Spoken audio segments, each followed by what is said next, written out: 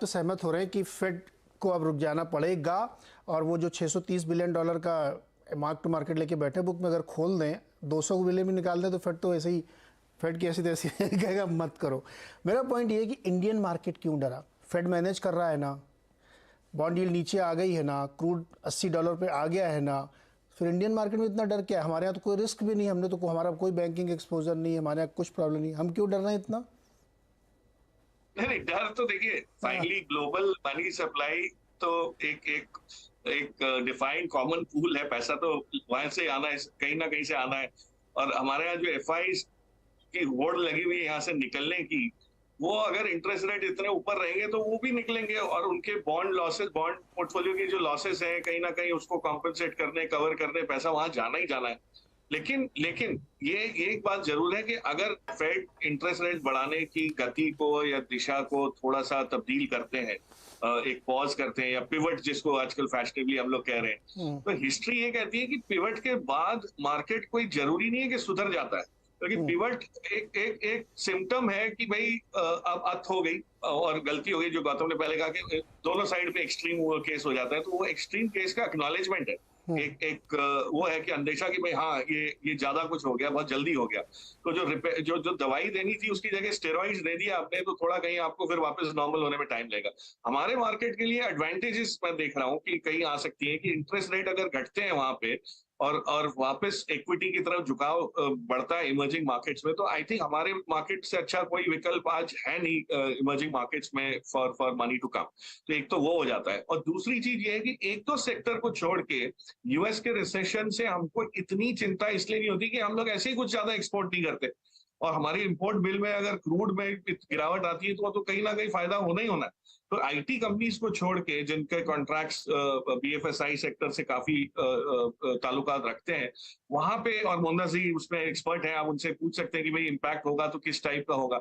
और यहाँ के स्टार्टअप्स में भी फॉर्चुनेटली हम लोग की फंडिंग इस टाइप की नहीं मिली हुई है। जो ये नजारा की कंपनी, जो नितेश जी की कंपनी है, वो तो बहुत बड़ी है, बट जब छोटी छोटी कंपनीज को देखें तो उनके फंडिंग पैटर्न में इस टाइप का पैसा नहीं है कि जो सरप्लस रहे कि वो वहां पे रख सकते हैं, और उसमें एक्विजिशंस के लिए पैसा होता है, कोई बिजनेस प्रोजेक्ट्स के लिए पैसा होता है, बट कारोबार चलाने के लिए जो स्टार्टअप्स को पैसे चाहिए वो तो डेफिनेटली उनके पास रहते हैं। सो हमारे लिए it is not such a bad situation, पर ग्लोबल मार्केट में अगर यूएस को अगर सर्दी होगी तो छींक तो यहाँ भी मारेंगे, तो वो थोड़ा सा इम्पैक्ट तो आएगा। लेकिन I think it is restricted, मतलब काफी हद तक रिस्ट्रिक्ट हो सकता है। अगर सुधर जाती है सिचुएशन तो पलट के इम्प्रूव भी हो सकता है। पूर्णिया में ना एक रिवर ओवरफ्लो हुई है, पानी भरा हुआ है सड़कों पे, बहुत तस्वीरें हम लोग देख रहे हैं, तो सर्दी जुकाम तो होना सर लाजमी है। कैलिफोर्निया में कांड भी हुआ है। अच्छा प्रकाश सर की बात के बाद मेरा मोहनदास सर को लाइए। मोहनदास सर, एक बात और आपसे मुझे जानना है, क्योंकि आप स्टार्टअप को बहुत क्यूरेट करते हैं और स्टार्टअप कैपिटल में आप रहते हैं, उस शहर से आपका गहरा ताल्लुक है, तो क्या भारतीय स्टार्टअप जो हैं जो बेंगलुरु में सबसे ज़्यादा हैं, उनको कोई पल्स आपको मिली कि बहुत ज़्यादा चिंता हो रही हो कि फंडिंग पे इशू आ जाएगा, या थोड़ा लोग संकोच करेंगे क्योंकि सेंटीमेंट पे चलता है, सेंटीमेंट इतना ख़राब है, थोड़ा सा पैसा रुकेगा क्या? आपका क्या असेसमेंट कह रहा है? अभी तो एक्चुअल लॉस नहीं होगा, क्योंकि जो जिनका पैसा है सिलिकॉन वैली बैंक में सब पैसा वापस मिलेगा। लेकिन एक इस समस्या से एक बहुत बढ़िया समस्या है भारत सरकार को, आरबीआई को। उनको सोचना पड़ेगा कि हमारे स्टार्टअप्स क्यों बाहर जाके अकाउंट खोलते हैं, क्यों यूएस में डोमिसाइल करते हैं, क्यों सिंगापुर में डोमिसाइल करते हैं और अकाउंट उधर खोलते हैं। इसका एक ये रीजन है कि भारत में अगर आप धंधा करना चाहते हो और बाहर से पैसा आपको स्टार्टअप को आता है, बैंक अकाउंट खोलना और वो पैसा वापस देना बहुत मुश्किल है। आरबीआई का रेगुलेशन बहुत टफ है, डॉक्यूमेंटेशन बहुत टफ है, और ये लोग सभी इंजीनियर्स है, पहली बार कंपनी कर रहा है, और जब बैंक को जाते हैं और अकाउंट खोलते हैं, पैसा लिखते हैं, आरबीआई के रेगुलेशन से सबको डर होता है, सो पैसा आने में बहुत देर होता है। अगर कोई इन्वेस्टर फॉरेन इन्वेस्टर सेल करेगा, उसको पैसा वापस देने में एक नाइटमेयर है। वैल्यूएशन रिपोर्ट देगा, ये देगा, वो देगा, सब कुछ ये ट्रबल सब है। और आरबीआई ने कुछ रिलीफ दिया है पहले, 1 महीने पहले, लेकिन बहुत कुछ करना पड़ेगा। और वाई कॉम्बिनेटर जैसे बहुत बड़े एक सीड फंडर थे, उन्होंने करीब 250 स्टार्टअप्स को फंड किया है। वो कहते हैं कि अगर हमारे इंक्यूबेटर में आते हो, पैसा मिलता है तो बाहर डोमिसाइल करने या तो पैसा नहीं देंगे, इसलिए सब लोग बाहर जाते हैं और बाहर जाके डोमिसाइल करते हैं और उधर पैसा मिलता है। अगर वाई कॉम्बिनेटर पैसा डालते हैं, दूसरे लोग भी पैसा डालते हैं क्योंकि उनका नाम अच्छा है और इससे वो बाहर जाते हैं, लेकिन उनका धंधा सब इधर ही है।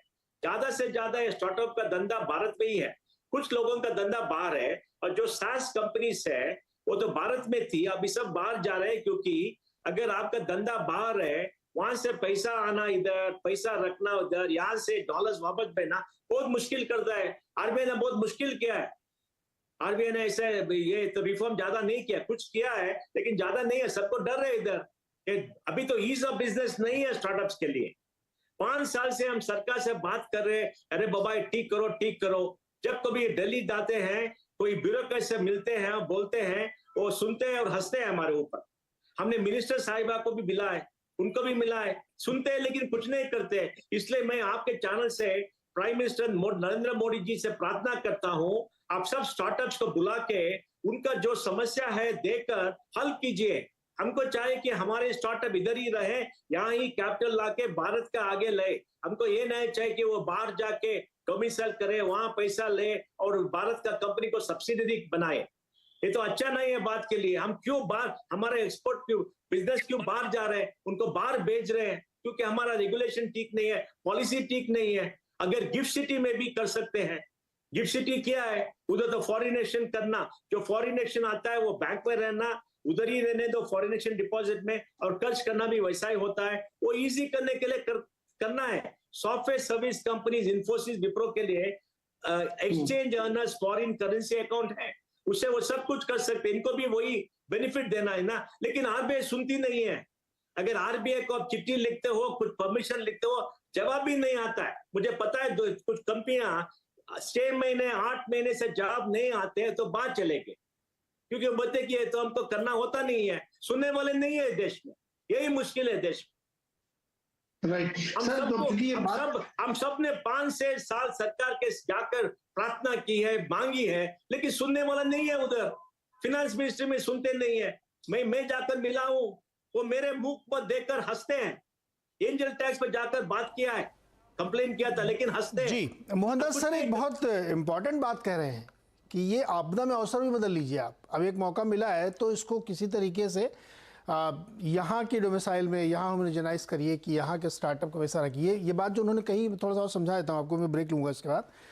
जो बड़े सीड फंड वाले कंपनीज हैं जैसे वाई कॉम्बिनेटर, ये लोग जब फंडिंग करते हैं तो ये इंसिस्ट करते हैं कि आप वहीं पे अकाउंट खोलिए। तो इसलिए बहुत सारे लोगों के सिलिकॉन वैली बैंक में अकाउंट हैं, क्योंकि वो अलग अलग जो भी पेचीदगियाँ हैं उसकी वजह से करते हैं। हम नीतीश से भी इस बारे में बात करेंगे। तो आप अगर जैसे आज जो उनकी एक मुश्किल, उनके मन में एक डर थी, अब अगर फेड नहीं आया होता, इसमें क्रेडिट लाइन नहीं खोलते, तो आज दिन में तो आपकी धड़कन बड़ी रहती कि मेरा पैसा वहाँ पे जमा है। तो ये भी एक शायद मौका है कि जहाँ पे इस चीज़ को एड्रेस करने की ज़रूरत है। लेकिन बहुत इंपॉर्टेंट सवाल ये है कि क्या अब यहाँ से आगे जो हमारा इकोसिस्टम है उसमें कोई सुधार देखने को मिलेगा। एक मुझे बहुत छोटा सा ब्रेक लेना है, लौट के आगे इसी चर्चा को आगे कंटिन्यू करते हैं।